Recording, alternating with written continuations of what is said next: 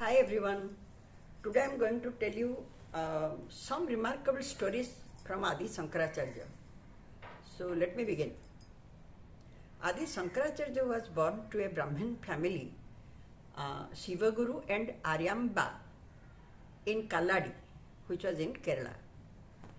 Actually, this couple, Shivaguru and Aryamba, they were childless. So they worshipped to Lord Shiva deeply. Even they went to Trichur, where the Brisavachaleswara temple was, and they worshipped there to Lord Shiva for 48 days.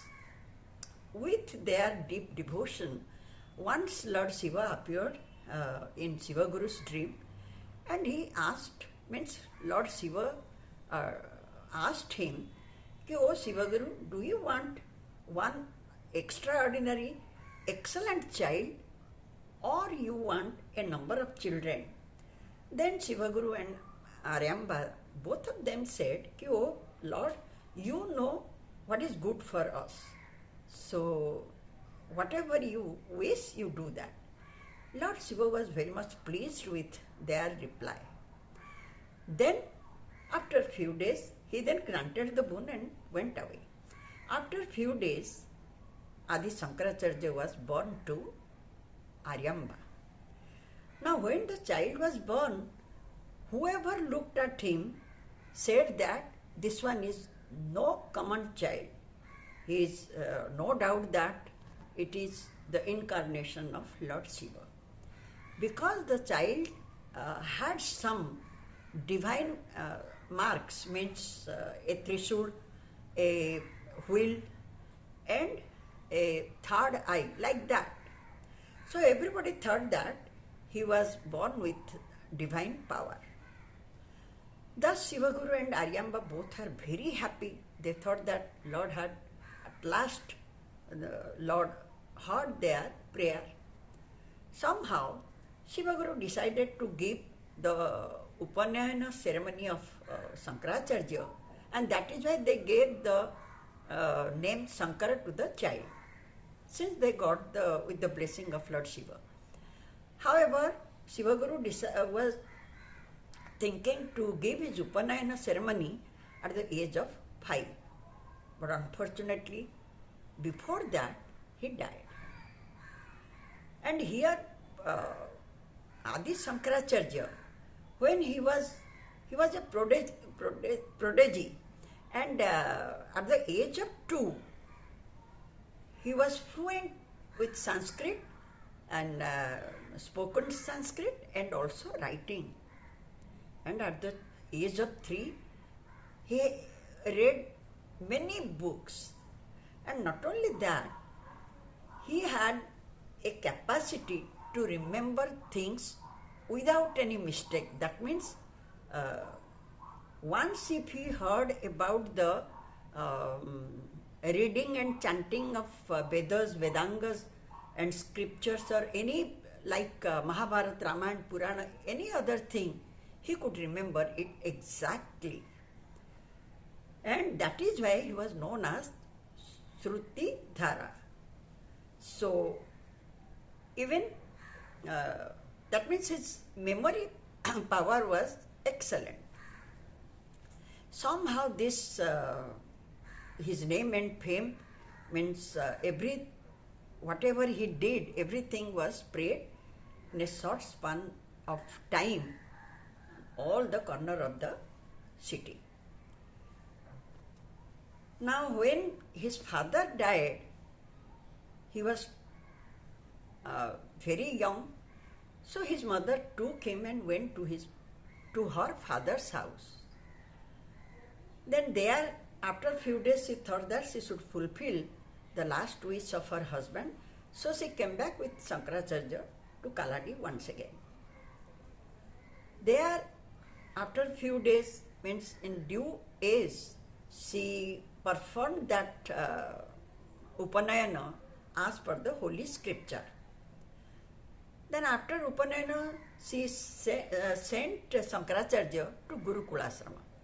As you know, at that time, as per the rule of Gurukula, all the disciples, means the pupils, they are supposed to go and collect the food, means they should bake alms. So Sankaracharya was also going door to door for alms. One day thus he reached near a poor brahmin's house. There when he asked alms, that time the lady of that house, she came out with tearful eyes holding an amla, and she said, "O sannyasi, I have nothing to give. This is the only one I have. Please accept it as alms. I am very poor." When she said this, Adi Sankaracharya felt very pity for that lady. Even his eyes were also filled with tears. Then immediately he prayed to Lakshmi, Goddess Lakshmi, there only, which was later known as Kanagadhara Stotram. He prayed to Goddess Mahalakshmi and said, "O Goddess, O Mother, please grant me a boon that let this the poverty of this family be removed." When he prayed to Lakshmi, the goddess was very much pleased and he appeared before Sankaracharya. She appeared before Sankaracharya. Then Goddess Lakshmi said, "O Sankaracharya, this couple, means this family, they didn't do any meritorious act in their previous life. So how can I bestow any wealth and richness?" So Sankaracharya said, "O Mother, at least now they don't have anything, but still then this lady has given me an amla, which was their last resort. So this is also a meritorious act. Please grant her some boon." Thus Sankaracharya granted the boon for that poor family. This is one incident.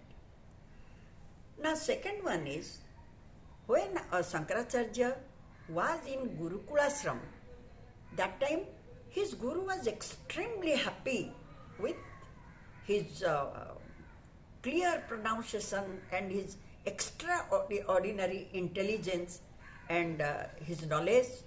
For everything, all of them were very much happy with Sankaracharya. When people were taking 20 years, Sankaracharya only within 2-3 years he completed all the scriptures. He learned everything. Now one day while he was in Gurukulasram, the disciples were arguing and they asked Sankaracharya, "O Sankara, tell us how many seeds are there in this melon?"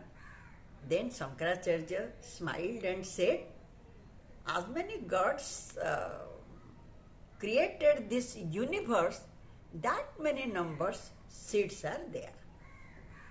So they cut upon the melon, and to their surprise, they saw only one seed inside the melon.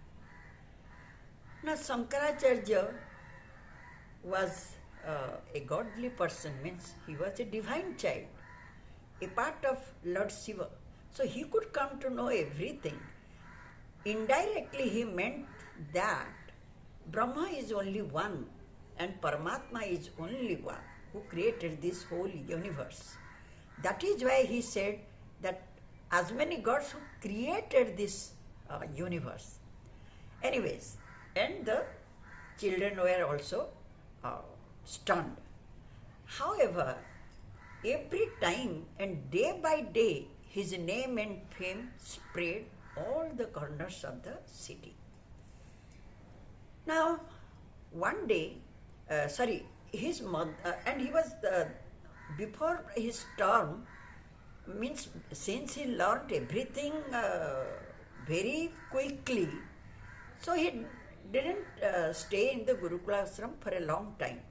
After getting all the education, he came back to his home. There, he was deeply involved in his mother's service, means he was taking care of his mother. He was much concerned about his mother. And he ensured all the comforts. So his mother was daily going to Purna river to take her bath. It was considered as a sacred river. So she was going. In one summer day, while she went to take her bath, she didn't come back.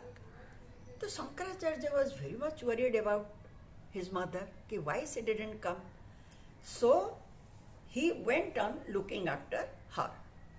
On the way, he found that his mother lying unconscious, on the way only.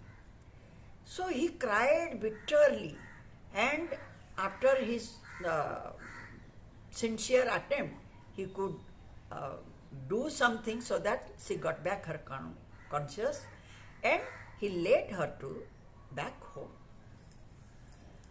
Then Sankaracharya, while he was standing just near his mother, he cried and prayed to God and said, "O Lord, you are omnipotent. You know everything. O God, because of taking bath, my mother is coming so much distance. She is covering.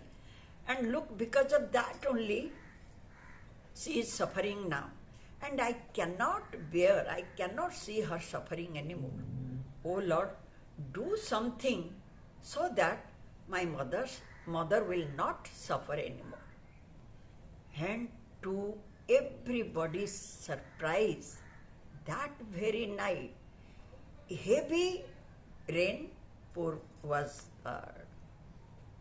there was a heavy rainpour, and Purna river just broke its north side bank, and it began to flow just near the house of Sankaracharya. And from that day onwards, her mother didn't go far up, because that Purna river was far up from their house. She didn't go any further. She took her bath over there only. This news spread like wildfire everywhere.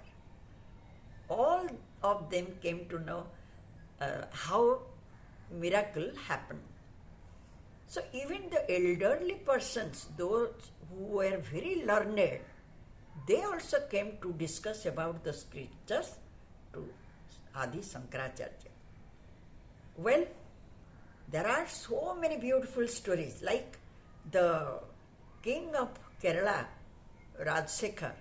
He was also a scholar, and he knew the scriptures. When he heard about Sankaracharya, he also heard that Sankaracharya was a divine boy. So when he heard about this divine child, he wished to meet him. That is why he had sent his minister with an elephant and huge amount of gift.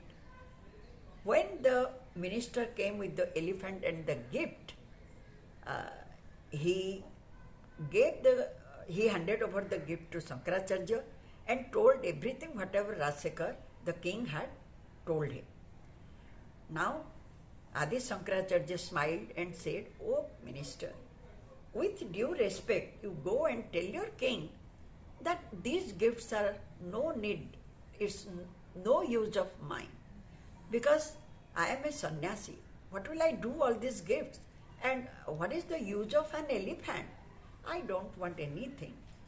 And yes, at least you tell him he should take care of his subjects and ask him to lead a righteous life for him also and for his subjects also.